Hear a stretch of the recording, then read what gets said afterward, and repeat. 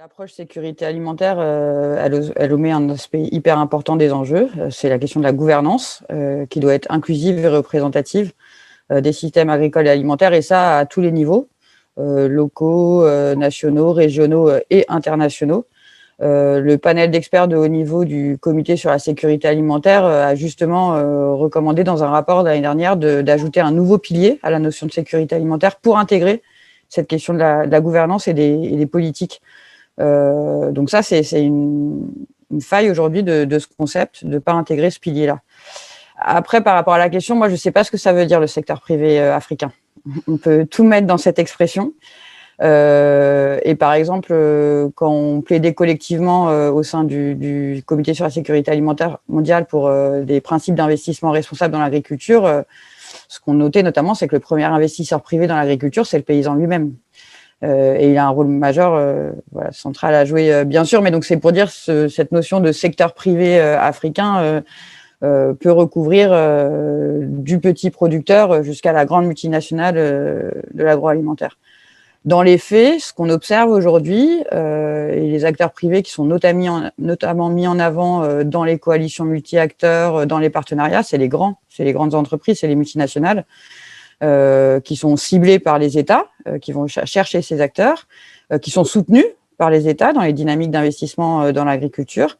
Et donc, c'est souvent des entreprises qui sont étrangères, si on parle par exemple d'investissement sur le continent africain ou asiatique, ou dites locales, mais in fine à capitaux étrangers. Donc, est-ce que là, on parle d'un secteur privé africain quand c'est ce type de structure aussi? Moi, je m'interroge.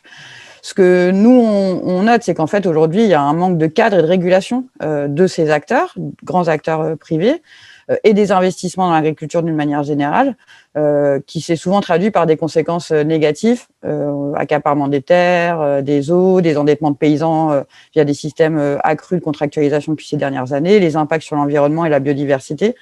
Alors, je sais qu'en face des exemples négatifs, on pourrait souvent me dire oui, mais il y a tel exemple positif, tel exemple positif. Le problème, c'est qu'aujourd'hui, on n'a pas de règles qui nous permettent de s'assurer qu'on a des exemples positifs cadrés et qui ne sont pas juste liés à l'opportunité ou à la bonne volonté de tel ou tel acteur. On ne peut pas se permettre aujourd'hui de se reposer sur la bonne volonté affichée d'un acteur, notamment privé, mais bien de mettre des règles pour s'assurer qu'il n'y ait pas ces incidences négatives.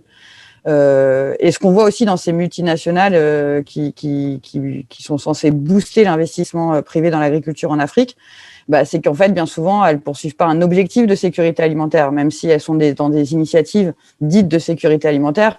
Leur objectif à elles, c'est la rentabilité, la profitabilité, de capter des parts de marché.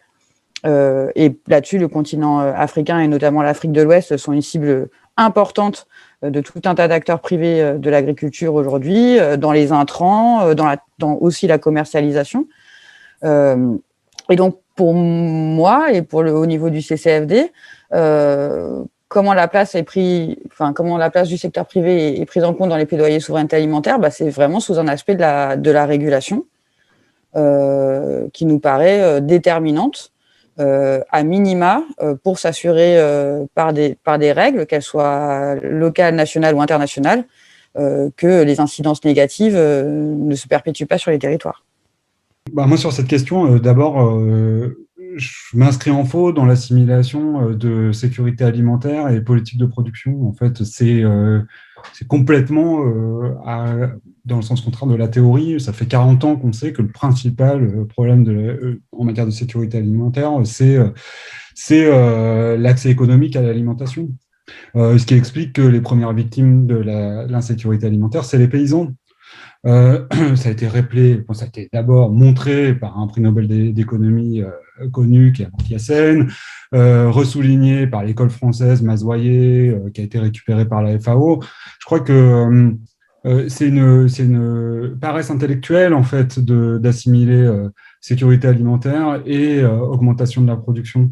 Donc ça va dans une tendance que décrivait tout à l'heure Maureen, qui est aussi une tendance à un certain colbertisme, en fait, de revenir comment dire, à des stratégies de commerce international très basiques qui sont je me replie, en tout cas, je me protège des importations extérieures et j'essaye d'exporter un maximum. c'est complètement dépassé aujourd'hui par rapport aux enjeux de la mondialisation, par rapport à la prise de conscience sur les biens publics mondiaux. On doit avancer et, comment dire, ne plus être dans ces pensées basiques si jamais on veut aussi assurer le premier droit, qui, à mon avis, doit guider la sécurité alimentaire, qui est le droit à l'alimentation, qui est un point de vue qui, là, n'est pas celui de la souveraineté alimentaire, c'est-à-dire c'est pas un point de vue politique, mais c'est un point de vue qui vise à créer une juridiction autour d'un bien public mondial, encore une fois, qui est l'accès à l'alimentation. Donc, les premiers acteurs du secteur privé, moi je rejoins complètement Maureen dans ce qu'elle dit, c'est les agriculteurs. C'est les agriculteurs. Et donc, je pense que le discours sur la souveraineté alimentaire, pas tout le discours sur la souveraineté alimentaire, mais il y a certaines branches du plaidoyer sur la souveraineté alimentaire qui ont tendance à assimiler le secteur privé et, entreprises multinationales.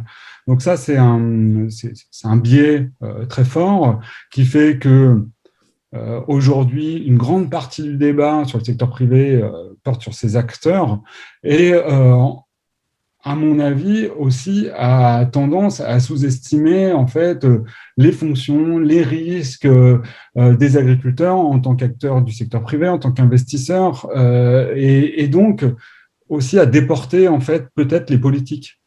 Le Japon, l'Europe, les États-Unis, après la guerre, ont toutes construit leur politique agricole à partir en se basant, en confortant l'agriculture familiale, c'est-à-dire une agriculture où on considère l'agriculteur comme un entrepreneur, comme quelqu'un qui est capable de nourrir l'ensemble de la société.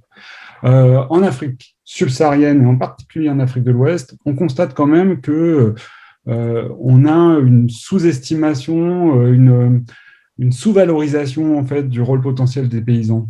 Et ça se ressent dans les politiques très concrètes de partenariat public-privé où on va chercher à faire venir les investisseurs étrangers parce qu'on pense que ce sera eux les développeurs et qu'on ne croit pas en fait à la capacité des paysans locaux à renforcer, à construire des chaînes alimentaires durables. Donc ça, c'est des postulats qui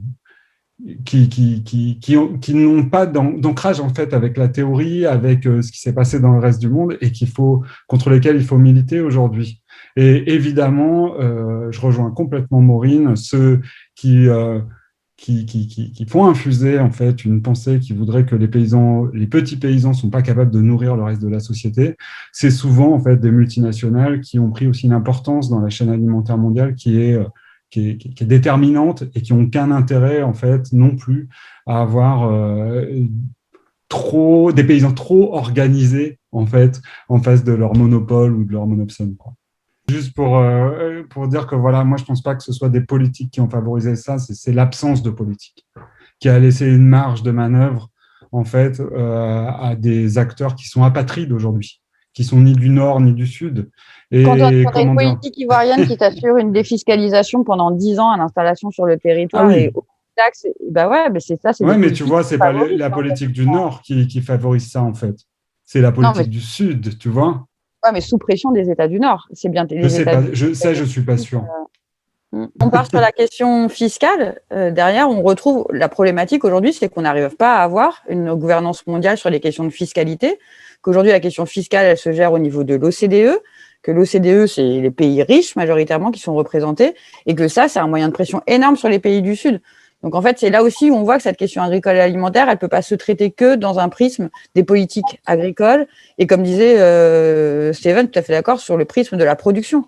En fait, l'agriculture, c'est un secteur de l'économie comme d'autres secteurs, et donc qui revêt aussi des éléments qui sont traités dans d'autres espaces de gouvernance. Et là, on a à la fois des moyens de pression des États du Nord, que, en tout cas, nous, CCFD, on suit beaucoup sur les questions de fiscalité et de financement, par exemple, qu'on retrouve après, plus spécifiquement dans le domaine agricole.